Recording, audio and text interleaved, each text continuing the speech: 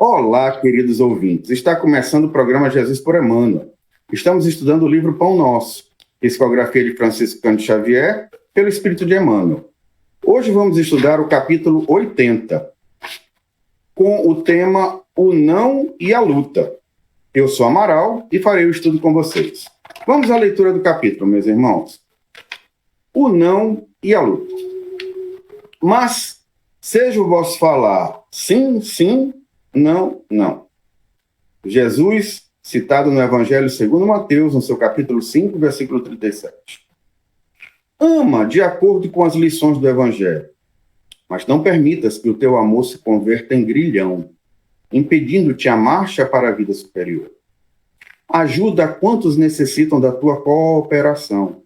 Entretanto, não deixes que o teu amparo possa criar perturbações e vícios para o caminho alheio.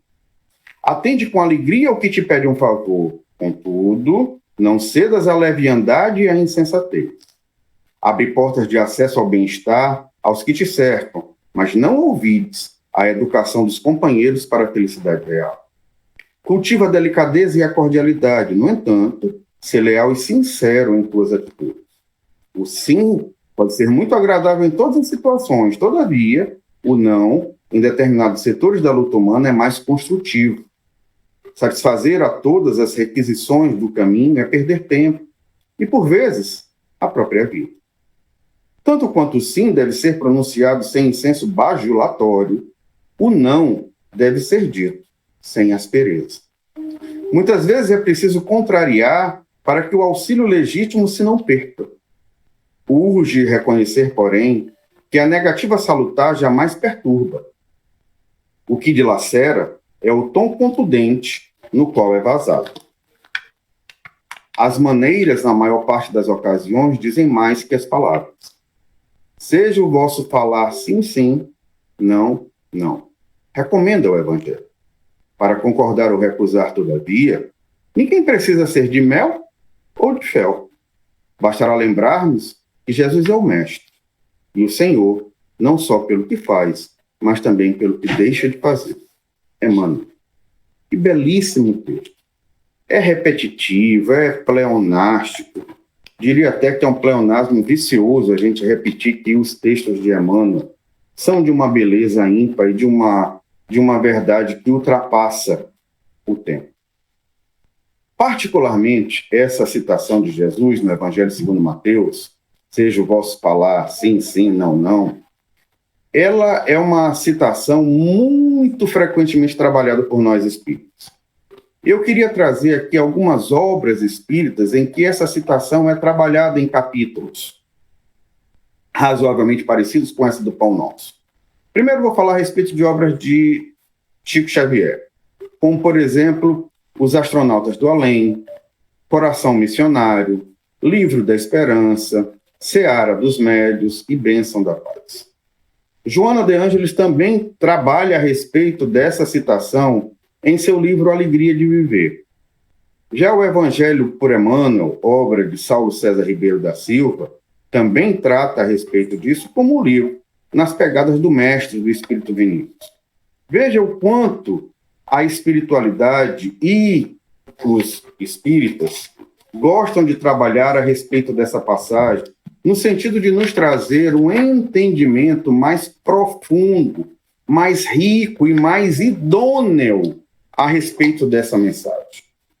Eu gosto muito de relembrar uma passagem, que inclusive é tema de uma de minhas palestras, a respeito de uma história de um jovem que comenta que, quando criança acompanhava sempre o seu pai nas ações de benemerência que seu pai realizava.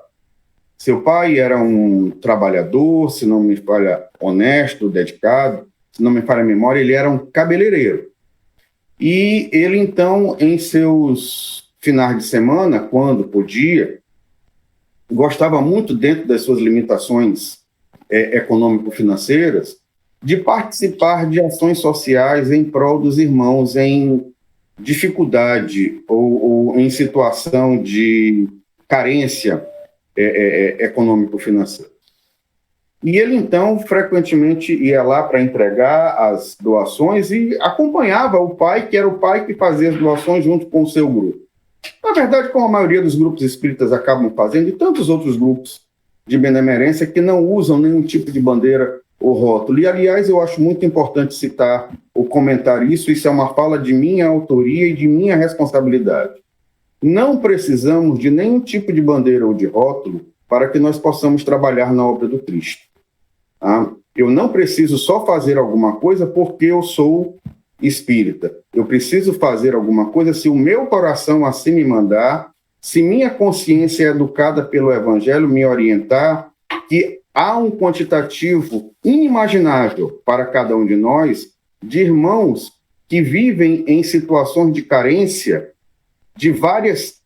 a respeito de várias situações que nós temos em excesso ou em abundância e que, por termos em excesso ou abundância, muitas vezes nem valorizamos. E eu não estou falando isso apenas de questão de ordem material, mas de ordem espiritual também. Há muitos, meus irmãos, de nós que, embora não tenha excessos de ordem material, mas vivemos em um ambiente de paz, de harmonia, de amor, e temos um lar, temos uma família. E quantos irmãos que estão neste planetinha azul não vivem toda uma existência com absoluta carência psicoemocional? Às vezes um olhar, às vezes o respeito na forma como nós nos referimos a eles, quando eles nos abordam ou quando nós os abordamos, já pode ser uma forma de caridade, aliás, das mais nobres.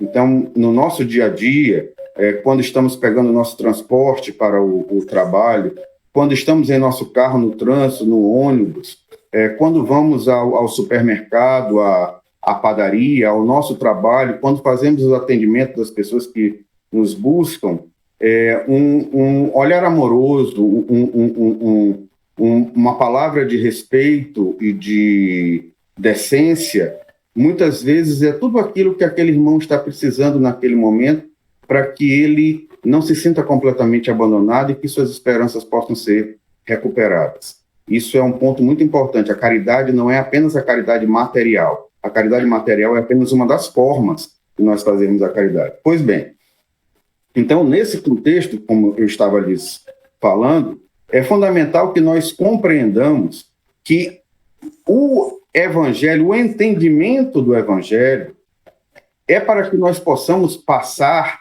algo de forma serena, tranquila. E voltando à história daquele irmão que acompanhava o seu pai, ele, certa feita, depois de muitos e muitos anos acompanhando seu pai, viu que havia em um determinado local em que eles realizavam as obras sociais de forma repetida e regular, que alguns irmãos, quando iam receber os donativos de seu pai, recebiam com a cara fechada, o aspecto facial com o rosto franzido, como se estivessem ali de forma até contra a sua própria vontade. E muitos, ao receber esses donativos, eles não modificavam em absolutamente nada o seu aspecto de dureza e de aspereza. E aquela criança, então, pergunta ao pai: mas pai, depois de terminados esses trabalhos, mas pai, há tantos anos eu te acompanho e eu não consigo entender como tu estás doando esses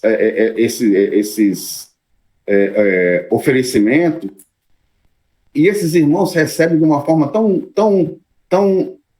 dura, tão impolida, que beira até a falta de educação, mas o senhor está sempre lá com um sorriso no rosto, e eu nunca vejo o senhor mudar o seu semblante, e mesmo eles fazendo isso, o senhor oferece algum tipo de calor humano na hora de entregar.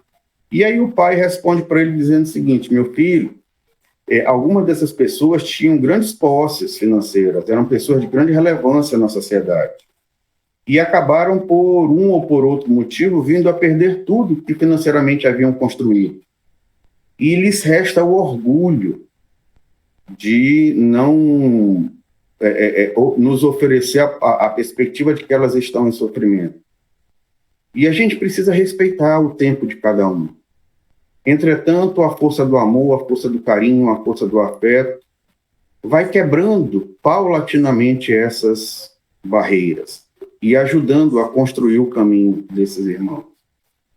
E eu gosto muito de relatar o mestre Silvio Babu, um irmão extremamente querido, como o Fernando Noto, outro mestre extremamente querido, que tem várias obras sociais de relevância na sociedade maranhense, dentro do movimento espírita há décadas, embora eles pareçam extremamente jovens, mas estão há 3, 4 décadas já trabalhando na benemerência. E na Casa do Cristo, eu me recordo que um dos primeiros momentos em que eu fui participar de atividades de espíritas, o Silvio, antes de entregar as cestas básicas para as nossas queridas irmãs da comunidade, ele dizia o seguinte: olha, primeiro meu abraço, depois a cesta básica. E aquilo, para mim, me chamou profundamente a atenção. O irmão que está passando por algum tipo de dificuldade, muitas vezes, ele precisa, mais que aquela ajuda material, ter a sensação de que alguém está o vendo, de que ele não é invisível, de que alguém tem por ele consideração, respeito. Então, eu oriento, dentro do possível, em todos os trabalhos que a gente realiza nessa perspectiva, principalmente aos mais jovens ou aqueles que estão começando a participar dessas obras de enorme benemerência, que, ao entregar os donativos, deem uma palavra de conforto, um olhar de carinho, ofereçam o seu abraço, se possível lhes for, ou pelo menos façam com que aquele irmão, ao receber aquele donativo, receba antes o seu calor de afeto, porque nós somos todos irmãos em Cristo, e nenhum de nós é melhor, nenhum de nós é pior.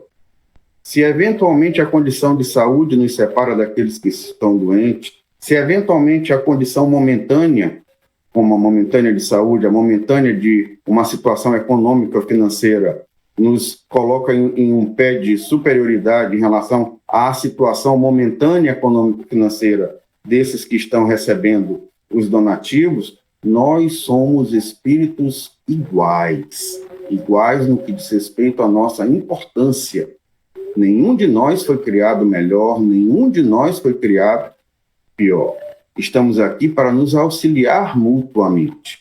E os processos e desenvolvimentos que cada um de nós precisa passar em suas caminhadas espirituais, em cada uma das oportunidades reencarnatórias, são traçadas pelo planejamento da espiritualidade benfazeja superior responsável por nossos processos reencarnatórios, para que nós possamos avançar dentro de questões em que nós estamos tendo ainda necessidade de progresso, de avanço. E muitas vezes uma situação econômico-financeira mais difícil é para que nós possamos experienciar a necessidade de nós educarmos paixões inferiores como orgulho e vaidade. E então, nesse contexto, a gente sempre gosta de relembrar que quando estamos realizando qualquer tipo de ação de benemerência, nós estamos nos dando as mãos, nós estamos nos auxiliando. Não é uma via de mão única, e jamais pensem isso. E digo mais, antes, pelo contrário, aquele que está auxiliando ao irmão que passa por algum tipo de sofrimento ou de necessidade, este, em primeiro lugar, está recebendo. Fruto dessa sua ação, está recebendo os donativos que a espiritualidade nos oferece para aqueles que aceitam trabalhar. O trabalho, meus irmãos, é a ação mais dignificante que um ser humano pode ter em cada uma de suas existências. Ao trabalho sempre, e como diz o Mestre Jesus, o meu Pai trabalha até hoje e eu continuo a trabalhar. Trabalhemos com amor, com carinho e com afeto. Somos todos um, somos todos um só, somos todos obra da criação. Essa foi a nossa contribuição para o divulgar.net.